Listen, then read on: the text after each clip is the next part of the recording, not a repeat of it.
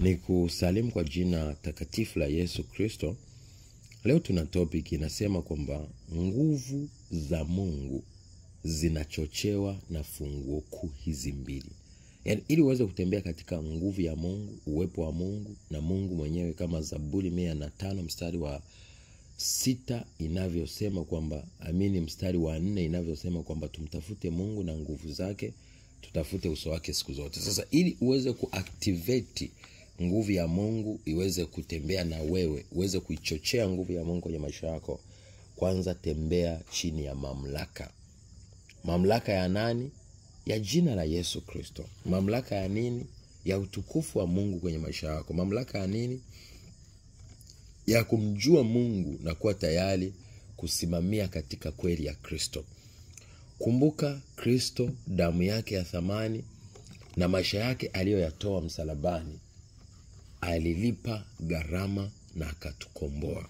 Kwa hiyo unapoyajua hayo mamlaka na yale mamlaka tuliyopewa, ukaweza kuyasimamia, kuyaamini na kutoteteleka na kutoanza kuhisi ni udanganyifu na uongo, ndugu, utaanza kuona mambo yakitokea. Ukisoma Marko 11 mstari wa 28 mpaka 29, maandiko matakatifu yanasema, wakamwambia, ni kwa mamlaka gani unatenda mambo haya?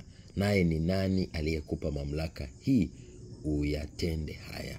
Yesu akawaambia, nitawauliza neno moja, nanyi mnijibu, kisha nitawaambia ni kwa mamlaka gani nayatenda haya. Unaona? Kwa hiyo mamlaka ya jina la Yesu, yale aliyopewa na Baba na yale aliyotupa, kama Luka 10:19 inavyosema, nanyi nimewapa amri ya kukanyaga nyoka na nge na nguvu zote za yule adui, wala hakuna chochote cha kuwadhuru.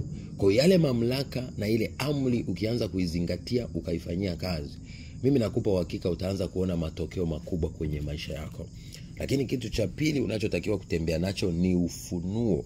Ufunuo katika neno, ufunuo katika Roho Mtakatifu, ufunuo katika sauti ya Mungu, ufunuo katika kusudi la maisha yako. Ukiweza kufanya hayo, ina maana utatembea na nguvu ya Mungu. Kumbuka Mungu alituumba akatuweka duniani kwa sura na kwa mfano wake, ili tutawale na tutembee katika njia zake na kumpendeza, kama kitabu cha Mwanzo sura ile ya 1 mstari wa 26 mpaka 28 inavyosema. Kwa hiyo haya mambo mawili yanapotuongoza, tukaongozwa na kusudi la Mungu, tukaongozwa na mamlaka ya Kristo, ina maana kwenye kusudi la Mungu, ina maana kuna nguvu ya Roho Mtakatifu inayotufunulia hapa duniani. Kwa hiyo tunapojua haya, mimi nakupa uhakika tunaweza kuona matokeo na kuwa watu wakuu duniani.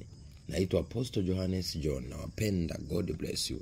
Be a shining star in Jesus' mighty name. Amen. Shalom.